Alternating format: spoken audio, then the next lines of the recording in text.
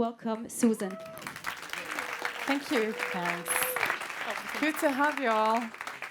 I want to start with, I'm Susanne Gløersen, the founder of the Futures Fungi Award, the world's only launchpad for the most frontier fungi innovations, solving some of our largest environmental challenges.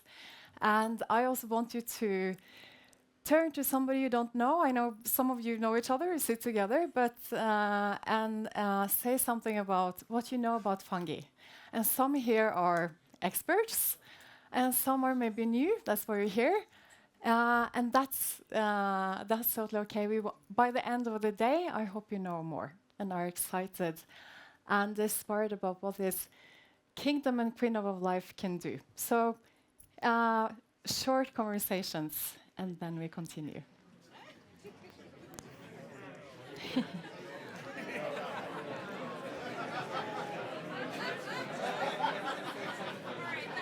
Yeah.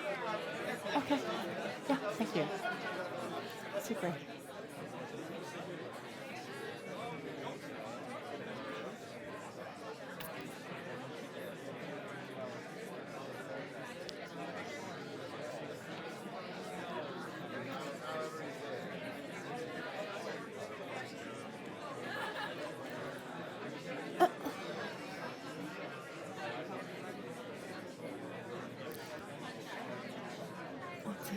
Yeah.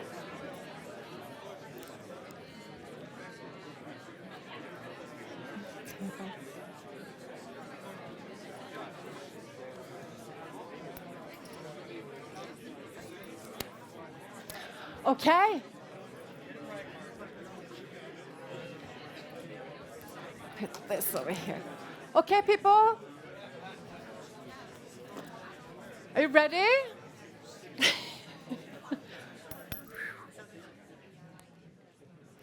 Okay, I guess there was a quite diversity of knowledge about the space and etc. And I guess some thought about, often when we think about mushrooms, some of us think about something we eat or mold or magic mushrooms. No, some know much more, but coming from sustainability and finance for 15 years, when I discovered that we can solve some of the largest environmental challenges with fungi, that was mind-blowing.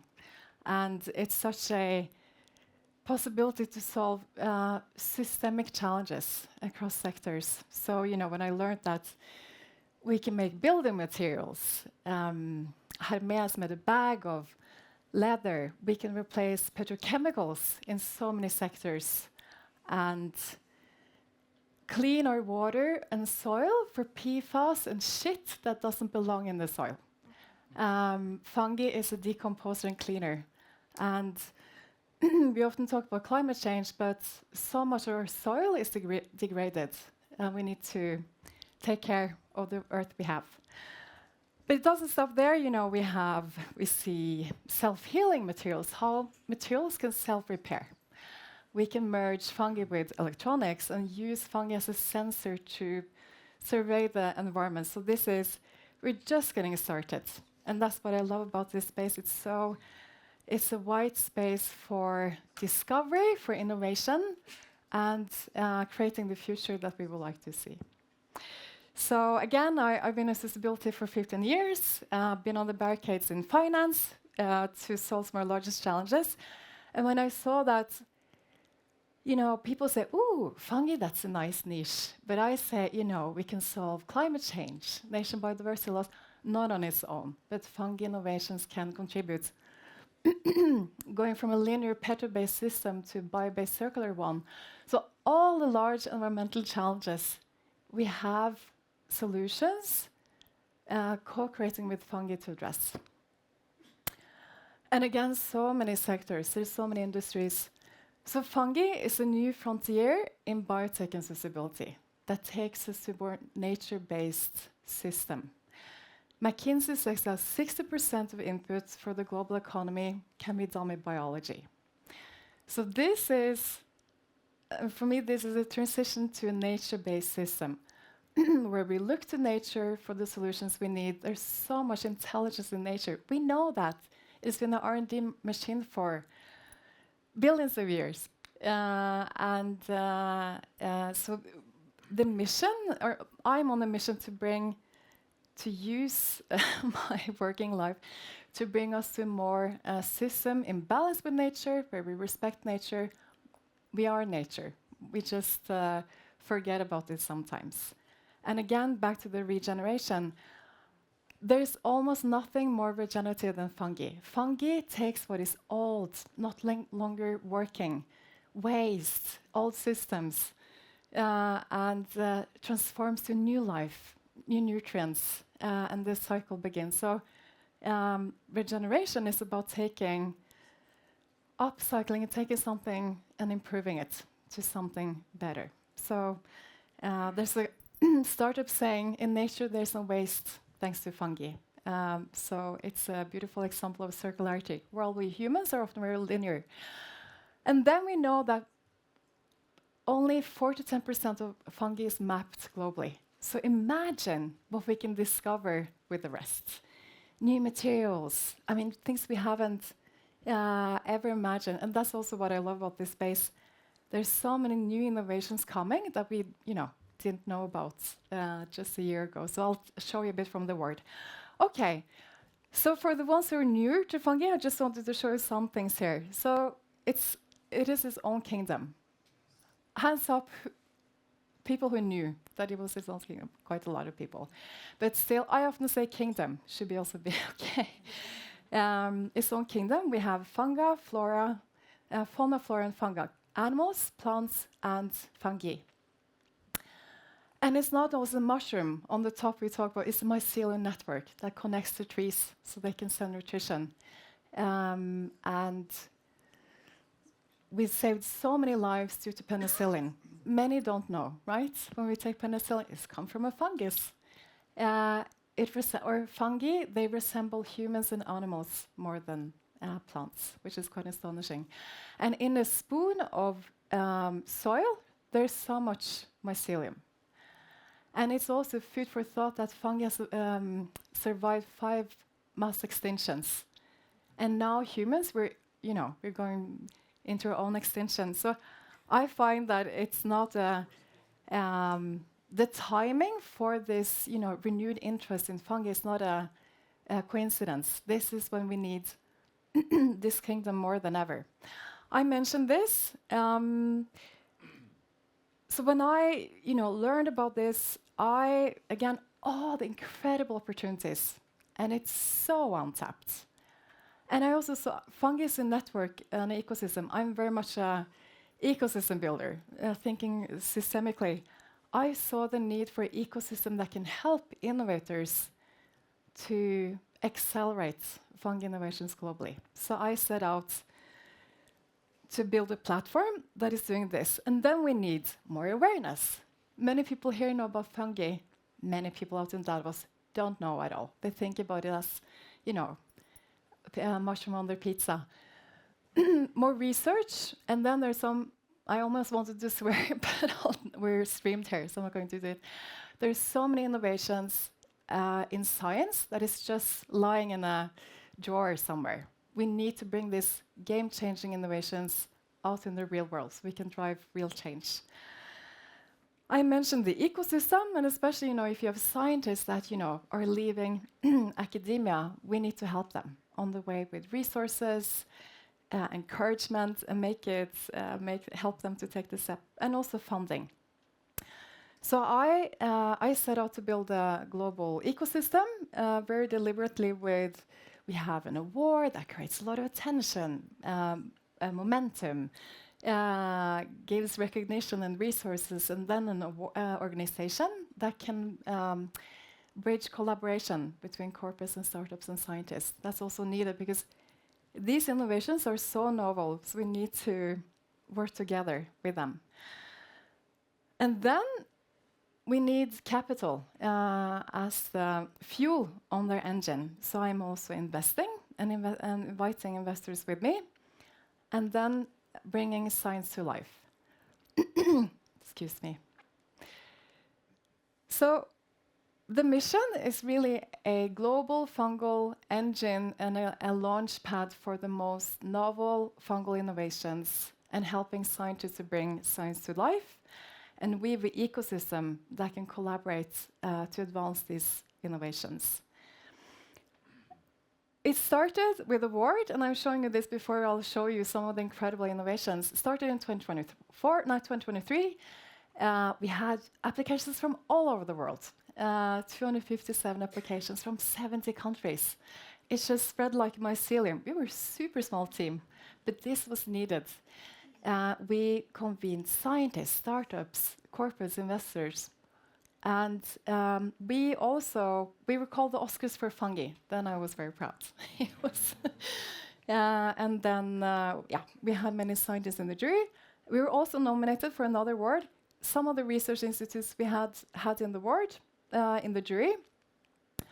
Now we just had the second one coming, where I'll show you some of the startups. They won 250,000 euro investment, very much up from the 10,000 grant they had the first time. And the network, this is not only about money. We need to help them with access, network, knowledge, and help these innovators. And of course, some fungal fame. They deserve that.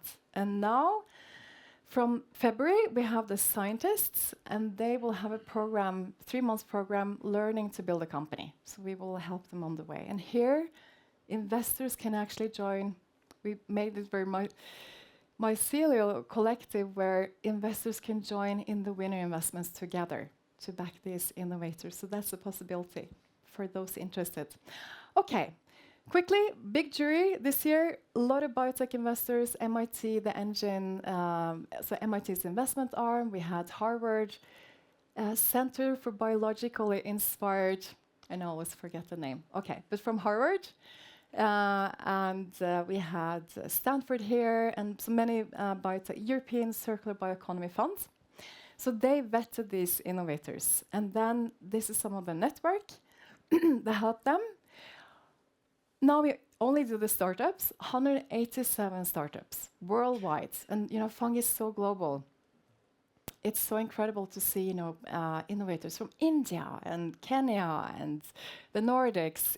It's really uniting. So we saw 40% up applications all over the world, but a lot in Europe and US still. And then I love to see this, so many new companies. If you know the startup language, pre-seed, seed, Series A. Pre-seed are the youngest companies, so these are new since we did the first award. So it shows that this ecosystem is just blossoming. Okay, do you want to hear about the innovators? Yeah. Yes. So for the first award, we had, and again, I saw mind-blowing.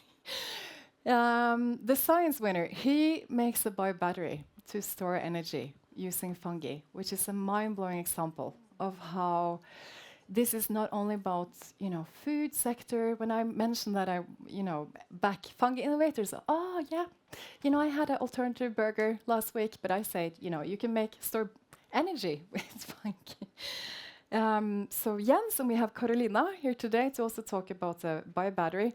Will, he is doing, from Imperial College of London, electromicrobial CO2 fixation. And what is that? That is taking CO2 out of the air and with electricity from renewable sources, turning it into a liquid acid that the yeast can eat, and then you can make jet fuel and feed and materials. Also an incredible example. The startups, 2 companies doing another theme I'm very passionate about, restoring soil and water. And so Mycomine and Novobiome, they are doing mycoremediation. And Mycomine, they're also taking textile waste and turn it into bioactive compounds for cosmetics, taking out petrochemicals. Lina, Danish powerhouse, she was jogging, and then she thought, maybe fungi could bind the asphalt. So she set out to replace petroleum-based binders in asphalt with fungi. It's also incredible. And then we have the winners from this year. And now we had, sorry. Here we go. Mychroma, first one. Again, we have 187 companies. Mychroma is doing something super important that we don't always think about. Who think about that in the food we eat, the color is often synthetic. It comes from petrochemicals. So I say, who knew that we put shit in the food we eat? It's terrible. I mean, why do we do that? And who knew that fungi creates so many colors? So many colors can fungi produce. So they are pioneering replacing synthetic color in foods with fungal alternatives. And now in the US, synthetic colors are banned, and a lot of big companies are transitioning and saying, we're phasing out synthetic colors within 2026 and 7. So they are in such an inflection point. Michael Lever is doing some of the same. Britta, she's a scientist for 15 years, serial entrepreneur. She raised 50 million for her last company doing alternative cheese. Now she has a fungal discovery platform. Remember, there's so much we don't know about fungi, and you can discover so many applicants for industry. They have that, and the first product is a surfactant. What is that? It's something you put in cosmetics, home care, products, foods to bind or to bind the product or make things foam or clean. Often petrochemicals or bio-based, which sounds very sustainable, but it comes from agriculture soil that should be used for food, and a lot of energy uses water, so it's not that sustainable, and it's not performing that well. You can use fungal alternatives. So these were from this award. I mentioned this US-based company, Argentina originally, but now based out of San Francisco. Larger company. People often say, "Oh, are all of these just getting started?" They've been around for 7 years. They're going into Series A, for those who know. So more, still early, but still more advanced. And I mentioned Michael Lever. And when you know that L'Oreal, they're also partner of the award, they have a target to go 96% bio-based by 2030. So corporates are there. They see the need to transition to bio-based. I wanted to mention some more because I love seeing the applications coming in. And there are new, I know a lot of what's cooking in this space, but there are always some things that come that is new. One research team from Jordan, they make firefighting foam from fungi. So instead of the traditional one that is, leaving chemicals in our houses, in the soil, we can use fungal-based firefighting foam. And then also, there is some on merging fungi and robotics in agriculture to optimize more fertilizer use and etc. So if you want to hear more, come to me and I can tell you more of the applications. I just want to say this because I'm very action-oriented. These are incredible innovations backed by, vetted by MIT and some of the best biotech investors we have. Many don't have the opportunity to invest in them and join in the round. Any investors that would like to join us, we are beyond the 250,000 investment. We will not do high raise, so it's possible to join us on a 10 to 15,000 euro and up. I just wanted to say that's how we take action and really accelerate these innovations. Lastly, I just want to say, for those of us who want to read more, we had the winners in The Guardian, we had the winners in Financial Times, in Nature Biotechnology. Why is this important? Because so many people don't know about what we can use fungi for. Industry, one cosmetic company said, we don't know too much. I mean, can you dye your hair with fungi instead of chemicals? So this is, we need so much awareness raising. And of course, it was a good way to promote the winners. So with that, I want to bring somebody that many of you in the audience know well from before, so I don't really need to introduce Paul. But for others, Paul has also inspired so many people world around to learn about fungi, to work with fungi. Scientist, author, and one of the best we have. So welcome up, Paul, to the stage, and we will have a conversation with Paul.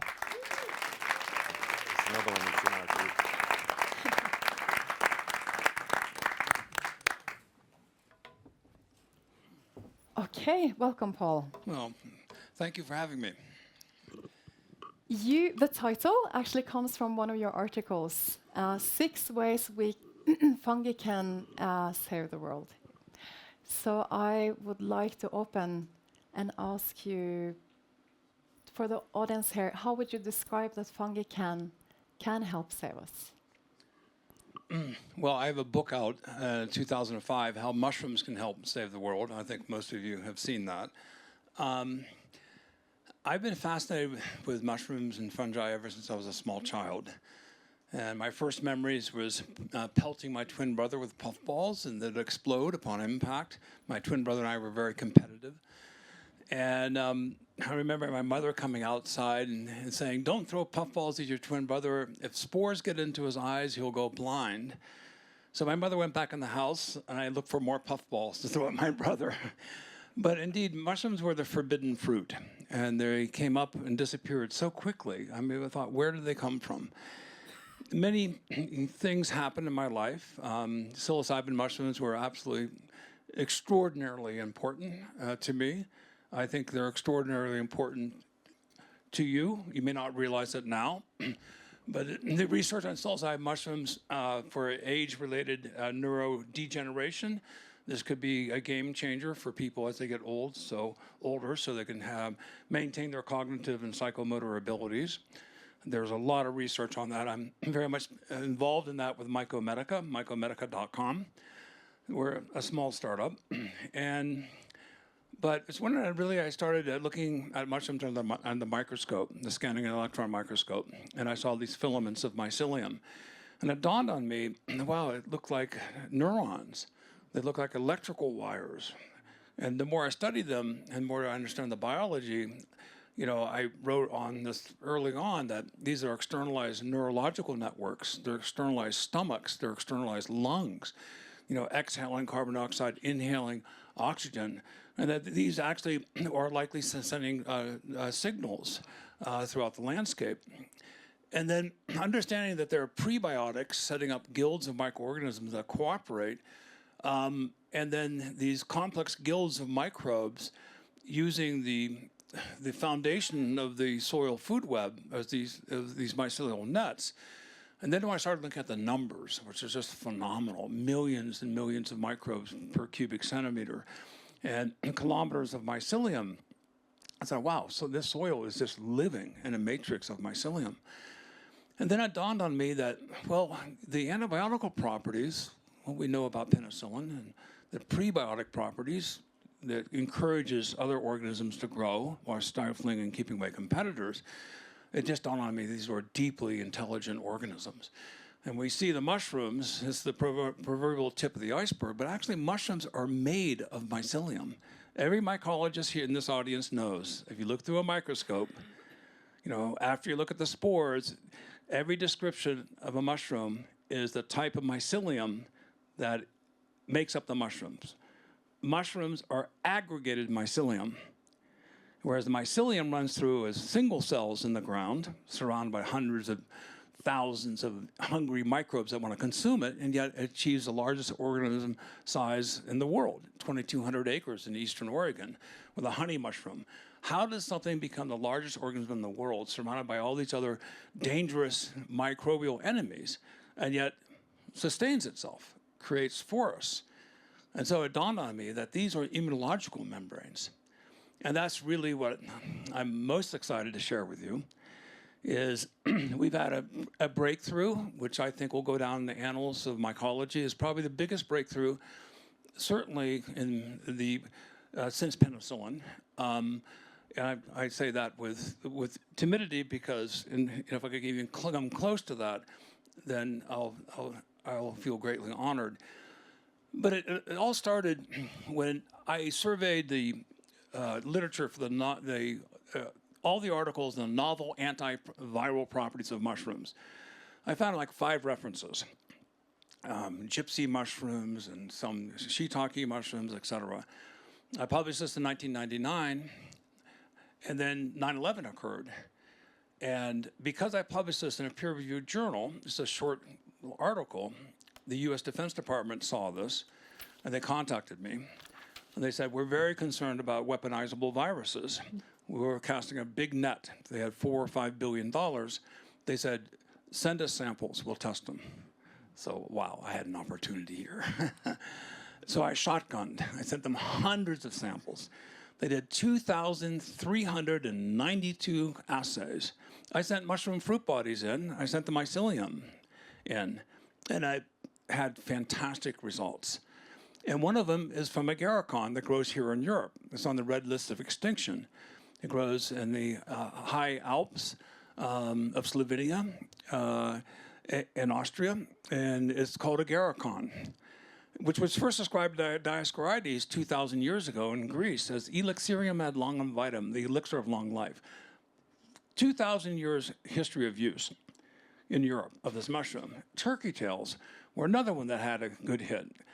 So we had hits against smallpox, orthopoxes, against bird flu, H5N1, H3N2, which many of you have had, the flu virus, H1N1, many of you have had that, and herpes viruses. So this got some attention. I was able to, get some patents on this. Some of them expired. And I got really interested in the immunological benefits of mycelium.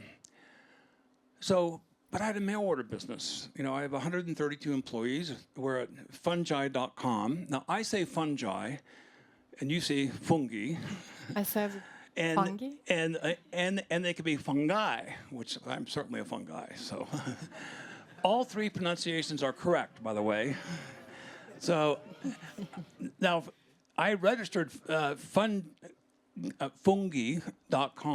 for $28 in 1994. I also registered fungi with a J.com, just in case anyone got confused. I want to make sure I had that domain name. So in realizing when I published this article, 9/11 occurred, I had a mail order business. I didn't have a hospital. I didn't have a university background. Everything. I created my business in order to do research. That was my sole intention. And we found a great video recently where I'm on the phone with a banker. I have 2 employees, or maybe 1 employee, and I said, this business is doing research. I need money. Well, of course, that went over like a lead balloon. I didn't get any money, but it's extremely difficult to grow my business.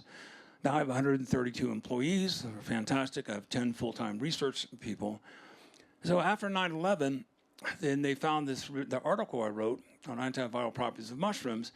We could fast forward, and then I found out that bees are dying from viruses. Now, I'm a beekeeper and a mushroom grower. And then in my wood chips of my mycelium one day, I saw a direct convoy of bees for 42 days go from my beehives to my mushroom mycelium beds, move the wood chips, and sip little droplets, little extracellular metabolites coming from the mycelium. And I was like, wow, that's really interesting. Probably getting the sugars. That's what I thought. I put it in one of my books, Growing Gourmet Medicinal Mushrooms. Kind of forgot about it. Heard about colony collapse with bees. And then I had this epiphany. The BioShield program, the U.S. Defense Department, active against viruses, putting my experience in the garden, knowing about the scientific literature. And so I thought, maybe the bees can benefit from mushroom mycelium extracts. Hit the home run on that one.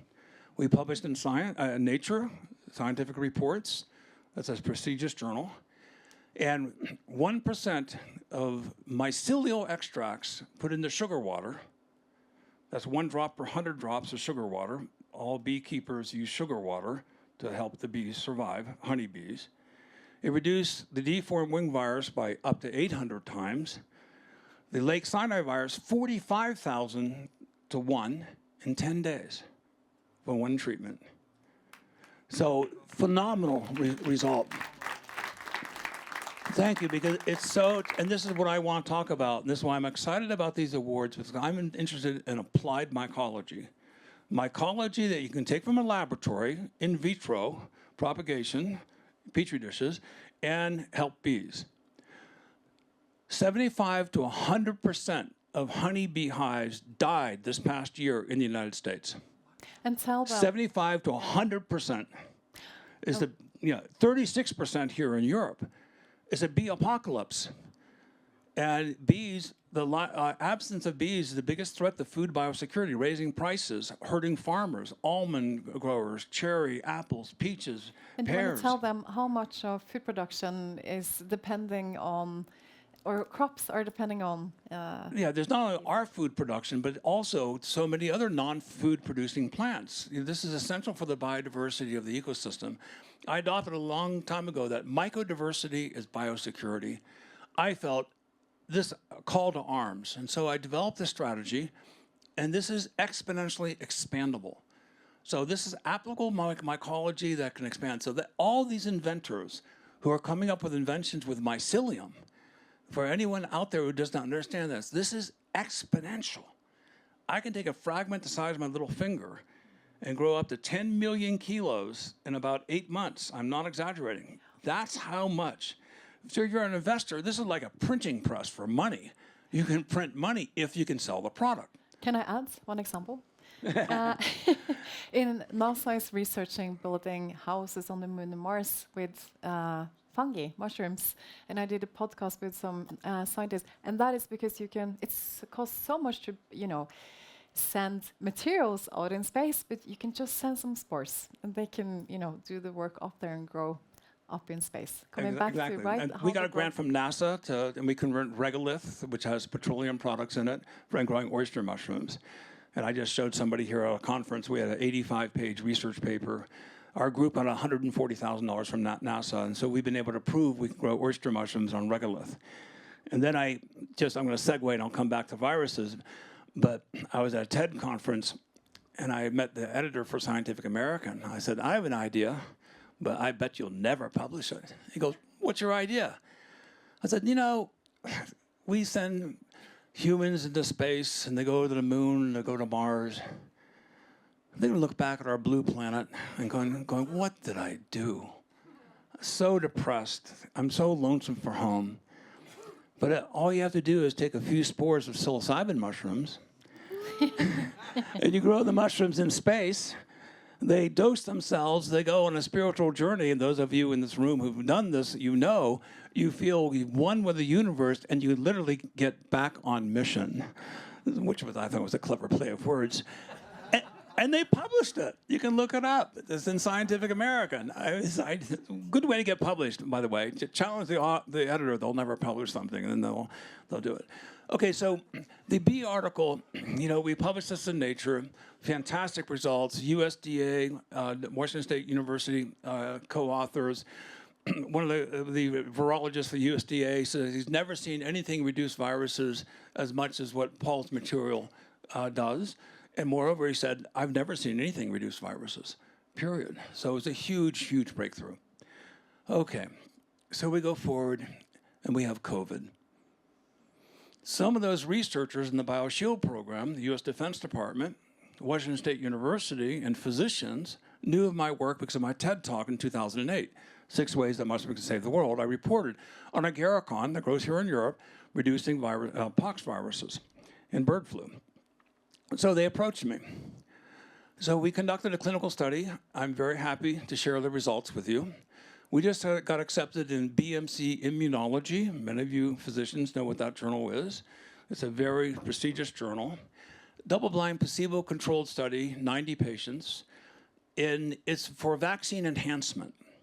And what we targeted was patients going to a doctor to get a vaccination or a drugstore in the United States. We recruited them from the waiting lines. So with the mRNA vaccines from Pfizer and Moderna, half the people got agarikon mycelium, which we can cultivate. The mushrooms are in the red list of extinction here in Europe, but the mycelium is sustainable, it's expandable. We added that with turkey tail mushroom mycelium, And we proposed it for the FDA, and the FDA said, no, you don't want to stimulate the immune system. People will die from the cytokine storm. That's how people die from COVID. Gorges to the lungs, they can't breathe, they suffocate. It's an overexpression of the immune system. Fortunately, we had published in another scientific journal that the mycelium grows on rice. I'm going to give you a little bit of terminology here, but it downregulates inflammatory cytokines and it upregulates anti-inflammatory cytokines. These are proteins that modulate your immune system. Usually immunity is associated with inflammation. You get cut, you get inflamed, that's your immune system. So we were able to convince the FDA this is likely to be safe.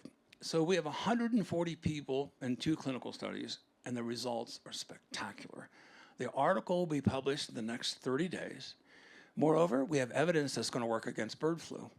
So what we're able to do, that billions of dollars have been spent by the pharmaceutical industry, because most of you who've gotten a COVID shot, day 2 or day 3, you feel like you're hit by a truck. You have headaches, you have insomnia, you can't sleep, you can't go to work, you can't do your chores, you feel terrible. That's called reactogenicity, negative reactions to the vaccine. And immunogenicity is you build up the antibodies that protects you from a full-blown COVID. So we did this double-blind study, unmasked the results, and we were able to show that we decoupled reactogenicity, reaction to the vaccine, with immunogenicity, up-regulating immunity. Fantastically spectacular results. People who took the Agarikon turkey mycelium and got the vaccine did not have those side effects or greatly suppressed. But moreover, something amazing happened. 6 months out, 89 out of 90 people came back, got their blood drawn, and they got tested for antibodies against COVID. Our cohort that had Agarikon and turkey tail and the vaccine had 3 times more the reservoir of the antibodies, and it was an upward slope like this. We all wondered, why didn't we test at a year 2 or year 2, a year, further out? Because it upregulated immune readiness and the reservoir of antibodies remained intact. Most vaccines attenuate. But then we have a second study, and the second study is the most exciting one of all. The second study was before the mRNA vaccines, and this is with 50 people. So this is a phase 1, phase 2 study, the first one. Most phase 1 studies are like 6 people for safety, so this is substantial enough. But this group, people got the vaccines that came out early in 2020, in March, April, May, whatever it was, but they got sick. And they presented themselves at the hospital with full-blown COVID, so sick that they had to go to the hospital and the clinics to seek medical attention. They were recruited. Do you want to be involved in a medicinal mushroom clinical study? We gave them Agarikon and turkey tail. The results were phenomenal. Those of you who know about p-values, I know half of you don't, but half of you do. P-value of 0.05 is 95% confident, 0.01 is 99% confident. We have 4 zeros. It's less than 0.0001. No sneezing, no runny nose, no coughing, no headache, no muscle aches, no sore throat. Paul? And because you didn't have sneezing and phlegm, you weren't transmitting the virus. So we were able to stop the vector. I just want to just finish on this. There is a bird flu pandemic coming. I'm on the viral alert list for many listservs, the US government and private industries. It has jumped. Cows have it. All milk in the United States has bird flu in it. It has jumped from birds to cows, of course, swine and pigs. Migrations of birds is spreading bird flu all over the world. We have too many potential patient zeros. Bird flu, if you get it, 40% of people in this room will die within 10 days. 40%, look around you. 40% of you don't die from the regular flu. Bird flu, 40% of you will die. We have a solution. But the problem is, for you Europeans in particular, is the European Food Agency just banned mushroom mycelium for human consumption. So none of you Europeans will be able to generate and to consume, unless you bring it in through customs illegally, but you will not be able to protect yourselves against bird flu or COVID because a very uninformed official or group of officials said that mycelium has never been consumed. Mushrooms are made of mycelium. It's because of the lack of education that regulators are putting up obstacles that could protect your health. I have a call to action to all of you here. If you're involved and know how to get a whole European Food Agency, we need an experienced mycologist to give them the advice and tell them, in fact, people have been consuming mushroom mycelium for thousands of years. Agaricon and turkey tail is in the original pharmacopoeias of Europe. And we have talked about it, Paul, that the ecosystem of the future is fungi as a platform can also help over time with addressing this hurdles. is a huge breakthrough. This is what I like to exponentially expandable applicable mycology. So I see a lot of ideas, and I just shake my head in bewilderment sometimes. So so some of these ideas I think are really exciting. So I think expanding mycelium and harvesting mycelium's potential, I think is a fantastic runway for investors, for inventors, for having applicable solutions, many of which we have seen. Thank you very much. Right, so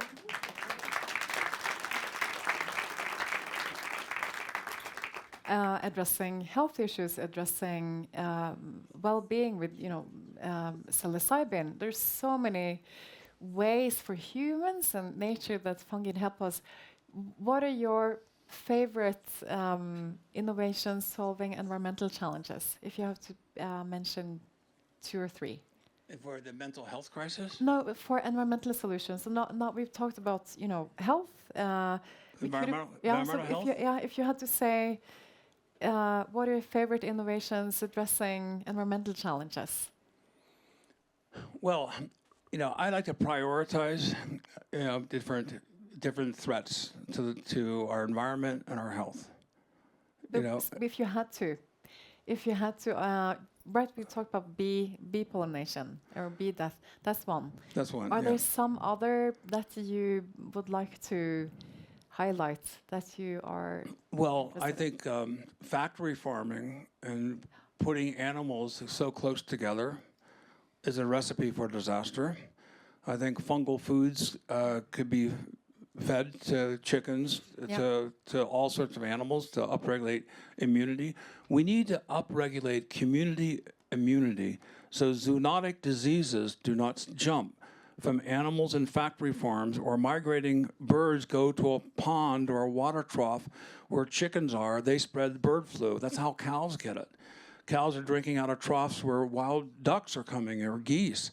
So I go back to a pandemic. Right now, the most urgent priority is protecting our food biosecurity with bees, which is suffering from a viral pandemic, and be able to protect our food biosecurity and your biosecurity. Is all hands on deck.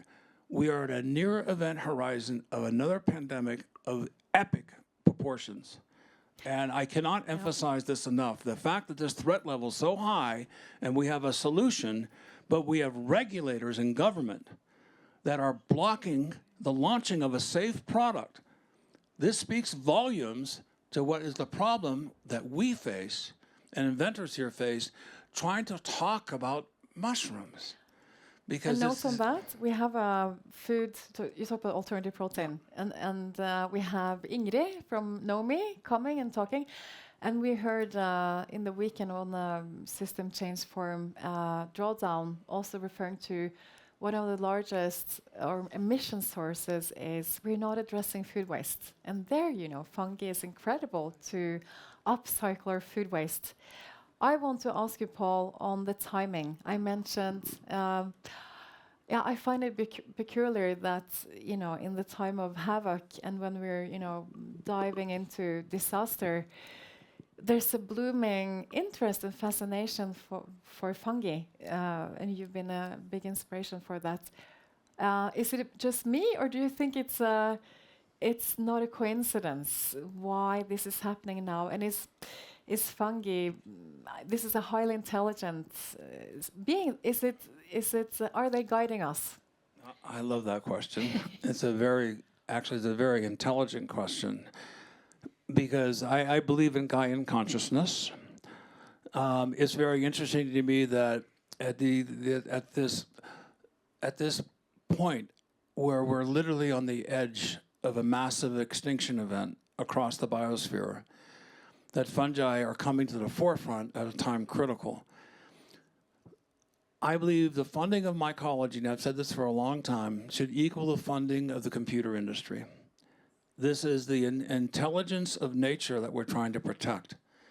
And I think that personally, I have a DEA license, a Drug Enforcement Administration license, and I can legally possess and grow psilocybin mushrooms. I don't give them to anyone. I mean, I wouldn't even give them to my father when he asked them, because I'm not a therapist.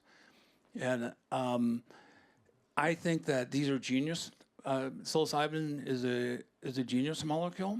It increases intelligence, and I think it'll inspire. And we have a crisis in creativity, and the solution to that crisis in creativity is psilocybin mushrooms bring you back to the mother of nature, to embed yourself in the spiritual. And there's a convergence of science and spirituality. I think all of you can feel that. It's so exciting. As science gets better and better, we realize how little we know and how much more there is to know, and that nature wants us to be successful. But if we do not mobilize and have a revolution, not only for the freedom of consciousness, with psilocybin being a basic civil right, but if we don't invent and engage fungi, then the extinction of events that are coming at us will come at us with very, very quickly. The good news is we have a solution, and fungi want us to succeed. So I think they're choosing us, and choosing many of here in this room, to be the pioneers, to be the avant-garde individuals, to be the Einsteins of our era, to incorporate fungi for applicable solutions. Yeah. And I think that's possible. And when we know that, right, we've known about all our environmental crises for decades, and we're not changing. We're not changing. I heard a quote from Rumi. I think it was saying, "Yesterday I was clever, so I wanted to change the world. Today I'm wise, I'm changing myself." And we know that, to change, I mean, more elevated consciousness, so we act differently. And, the inner work. Do you want to give some comments on the transformation we need, and consciousness and fungi? And, this is all connected. And we know that when you, also in the weekend, when you ingest mushrooms, you not only feel that everything is connected, and you can feel a lot of love, you reconnect with nature in a beautiful way, and that's necessary. Do you want to say put some parallels and references to all of this? I really like your leading questions, because I can really work with this. I can answer this in several ways. Just a show of hands, very safe to do this. There's no judgment here. How many people here have not taken a high dose of psilocybin mushrooms? Just raise your hand. Now, what is a high dose? High dose is you're on the ground and you're flying through the universe. Okay. So maybe. Now, those people who raise your hands, you may have noticed that 2/3 of this audience did not raise their hands. You might be missing out on something, huh? But there was a survey that psilocybin, people who use psilocybin have statistically significant reduction in violence, crime, larceny, theft, partner-to-partner violence. And the 263 clinical trials registered right now at clinicaltrials.gov, 263, are targeting opioid abuse, tobacco, alcohol, PTSD, of course, depression, anxiety, etc. There's enormous amounts of research on this.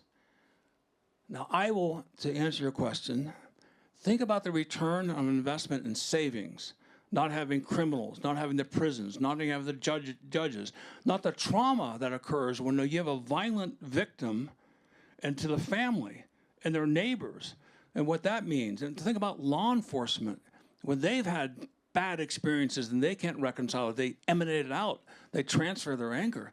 Think about the return on investment if we make psilocybin mushrooms free for everybody in Europe. The return on investment would save so much money. Yeah. But that's not going to happen. So it's companies like Mycomedica and many other the startups, it's going to take these innovators and these investors who have the courage to realize that they're onto something much, much larger than this narrow view that people have. This is a game changer. I've met at Davos now at least 20 people, at least, who've come up to me and said, I had psilocybin mushrooms for the first time 2 years ago or a year ago, and I'm a new person. I have been reborn. I'm creative. I'm excited. I'm more collaborative. I'm more involved in the community. More connected to nature, many say. Working with nature. And so these are medicines from the planet. These are a gift. I will repeat, these are Einstein molecules. And for those people who have not taken these mushrooms, just to be very clear, you only use them once a year, maybe twice a year if you got some big issues. But for those of us who've taken these heroic journeys, when you look at the mushroom the next morning, you say, no friggin' way, man, I'm not touching those for months, right? It is been called the anti-addictive drug, the drug that prevents addiction. And I'll just end with one, and I know you have to go on, but I just want to end with one amazing story with an opioid addict. How long is the story, Paul? What's that? How long is the story? The story is 1 minute, okay? It's an important story. This person woke up realizing every day they were stuck in a rut. Every day they would shoot up again, and their life was miserable. Out of desperation, he did a powerful journey on psilocybin mushrooms with a physician under hospital care. And he woke up and he no longer had an addiction. From one experience, one 6-hour experience with therapy.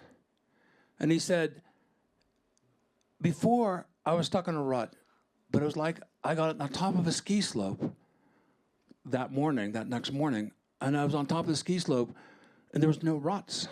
The slope was groomed. And so I went a different way. And now we know through recently in the past 2 years, for functional MRIs, we can see dendritic spikes growing from the nerves. You are growing new nerves, and then the nerves come together and they touch. You have synaptogenesis. You literally have a new neuronal pathway, a new way of thinking. So it increases integration, increases neural networks, and is able to break habits. And that's why it is active against so many different mental health issues. This is an opportunity for us to groom the slope of society so we find a new way of collaboration, respect with nature, being creative, being fun, being collaborative, pushing the envelope. This is what we need to get us out of this very perilous path that we're currently on. Thank you, Thank Paul. you. Yeah, thank you so much. Yes. Many of us, I dedicated my life to work for more prosperous future, prosperous nature. I mean, nature doesn't need us to prosper. If we stay out of it, nature prosper, but humans can prosper, right? But we are traumatized, and we are, so fungi can help us towards a more prosperous future, prosperous humans and prosperous nature. So it's, more to discuss. And I want to applaud all the inventors, the awardees here, especially those who are harnessing the power of mycelium. Yeah. This is just the beginning. So thank you, fellow inventors. Innovator, those that are innovators, can you raise a hand very high? Up, fungi innovators. Yeah. Speak with them after. Thank you so much, Paul. Thank you. Thank you.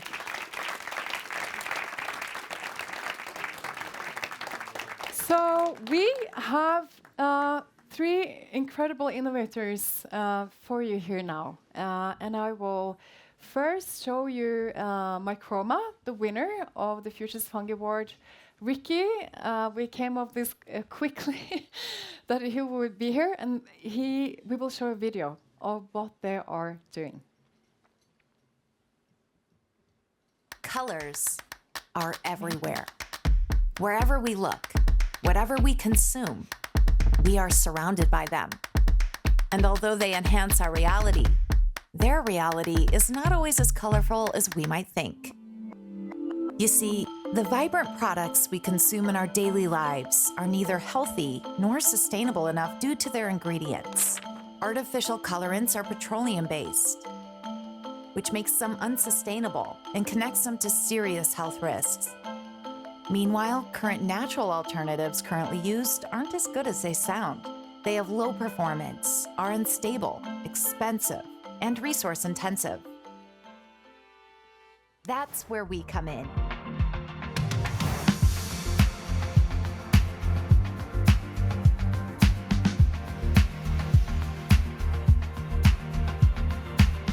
At Mycroma, we are revolutionizing the future of ingredients to transform what we eat. Natural, sustainable, and cost-effective ingredients made by fungi, empowered by science and technology, always with sustainability in mind. We are a team of passionate experts and innovators with diverse backgrounds and exceptional talents, leveraging the latest synthetic biology tools and precision fermentation to create a future of abundance. Mycroma provides a natural, one-solution-fits-all approach to food applications. We've channeled our desire to create a positive impact into a portfolio of novel, natural ingredients with supreme performance and stability, perfect for baked goods, extruded foods, confections, plant-based products, dairy, and so much more. Our journey began with food colors, but when it comes to disrupting the ingredients industry, the horizon is endless. We are science. We are technology. We are innovation. We are Mycroma. So that was the winner. And I'm just saying again that for any investors who would like to join us as we invest in Mycroma, come and talk with me after. And then we have another innovator, Ingrid, from NoMy, Norwegian mycelium, upcycling food waste with her fungal fermentation technology. Welcome. Thank you. Thank you. What an amazing warm-up by Paul and Susanne. We talked about mental health, we talked about biodiversity, we talked about foods, materials, and that's how we started NoMy as well, 5.5 years ago. Me and my co-founder, who's a fungal researcher, we made a list of 15 potential application areas to use mycelium to develop future sustainable solutions. So there's so many amazing opportunities there. We're working on tackling some of the biggest issues in the food system. And I'm going to start sharing a paradox with you guys. So on one hand, the food industry is wasting billions of liters of nutrient-rich food industry side streams every year. On the other hand, we don't have enough food to feed a growing population. So you have waste and you have food insecurity. And the industry treats those as two different problems. We don't do that. We want to solve both of those problems with one solution, which is mycelium and fungi. And how we do that is creating and developing a fermentation technology platform. Have you heard about fermentation? Yeah. And you've probably all eaten and drinking food and drinks from fermentation, beer and wine, cheese, all the things that taste good. What is different with this technology now is that we're using mycelium instead of yeast or bacteria, which is more traditional sources of microorganisms. So we transform those food industry side streams from food companies, and we convert them into delicious, nutritious, and sustainable ingredients. And we've spent a lot of time developing these food products that can go back into the food value chain. And these are some of the examples of the prototypes we made.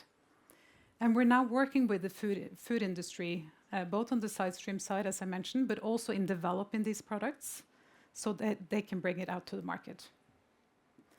Japan is actually our first commercial market. We're a Norwegian company, but Japan, as one of the most sophisticated food markets in the world, was an amazing launch pad for us.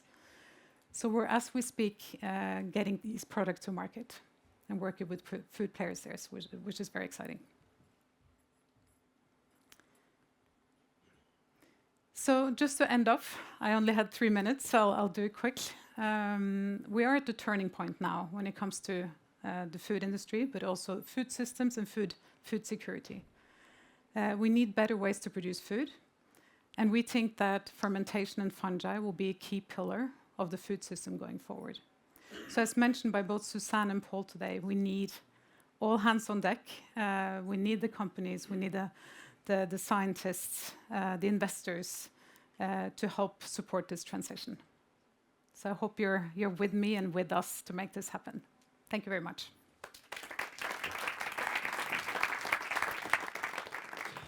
Talk, Ingrid, and you can grab Ingrid on the way out and talk with her. Thanks again. What NoMy is doing is so important. Again, I mentioned the drawdown, where addressing food waste is so important. And now we have Carolina from a Swiss research institute, EMPA. I mentioned there was a fungal battery winning the first award in 2023. And Carolina is also making a fungal-based battery, which is super cool. So now you get to hear more what it is all about. So Carolina will talk about 3D printing and the future of energy with fungal batteries. Thank you.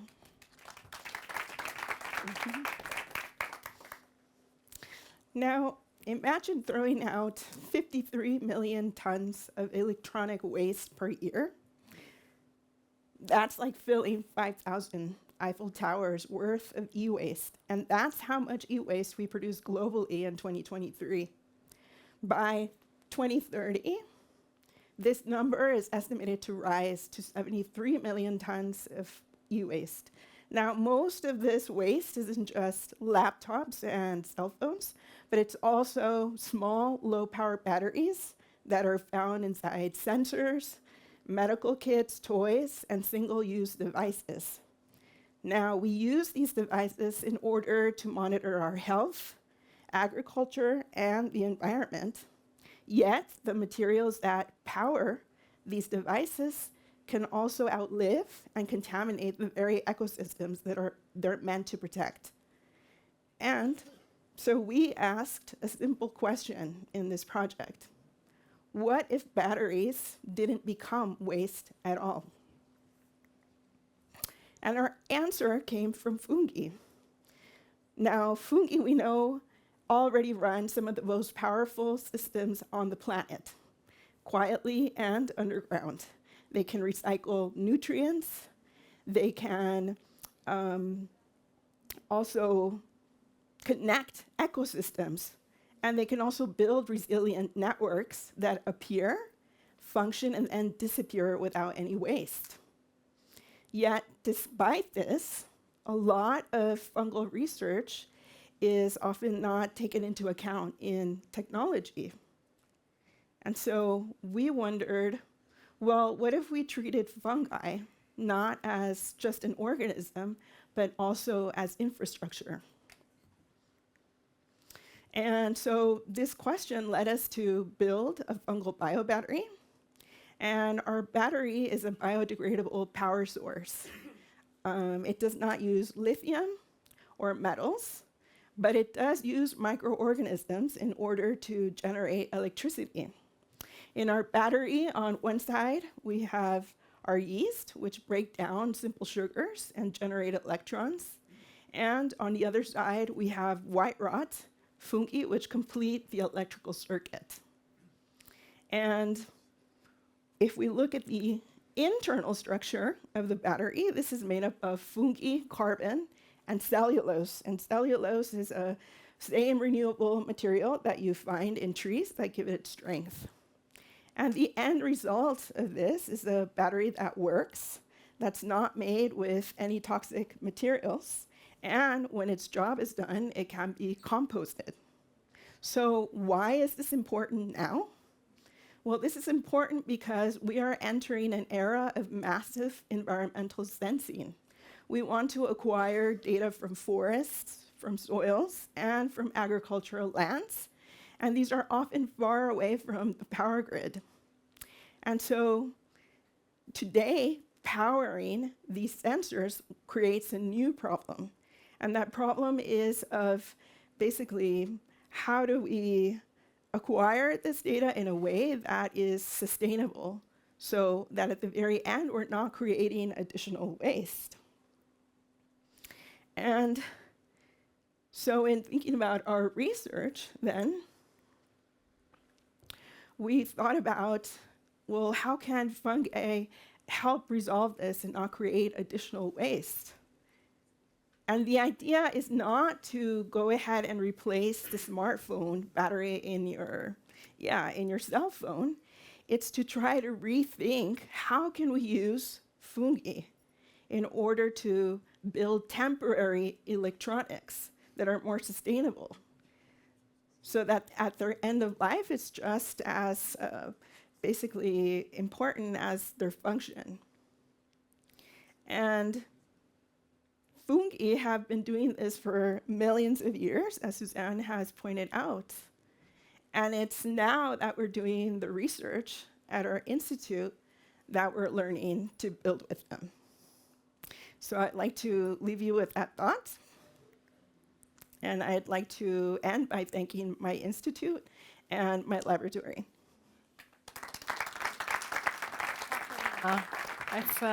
It's fascinating. It's so fascinating. So again, fungi can help us transition to a more regenerative system. And I really encourage you to join in the way you can. We have the Science Entrepreneur Award coming up also 9th of February. There we will also put them in program and invest in them. And a call to action, because this is not done, in isolation. This requires so many people to come in their capacity. Investors who would like to invest, we can scale them up. Philanthropists who could, as an ecosystem, we back the innovators, but somebody who would like to join with us building this ecosystem, so back us philanthropically. Corporates who can do off-take and work with these innovators, and all types of organizations we can collaborate with. So I'm a weaver, but this is happening with collective effort. So with that, I want to leave you with a quote from one of the earliest fungi startups. When he said in 2026 he wanted to make materials from fungi, people just laughed at him. But now they're one of the biggest companies in the US making materials. And he said, nature has already invented technologies for making the products we need and love in harmony with nature. So I'll leave you with that. Here's my contact details. So I would love to speak with you. You can follow on LinkedIn, so come and talk with me. The newsletter, we have a podcast where we interview startups and scientists, and come talk with me about the award or the Fungi VC. There's a new session coming, so we will move out, so we will ask everybody to, we have to move out of the venue, but tomorrow there's a new event where we'll also talk about fungi innovation. So thanks a lot for coming, and look forward to connecting. Please stay just for, yes. So, yes, exactly. Move out, but before, please, if you have an action that you're thinking of, take a post-it here and a piece of pen. You can put it on the wall, outside on the window, your action and your key takeaway that you take from the session. Big thank you to Climate Hub for all the incredible work that you're doing. So big thank you. And I hope you have learned a lot today and are excited. Thank you, Susanne. Just a quick one, please move on if you can for the next section. Okay. Can you help me? Can you help me take it off?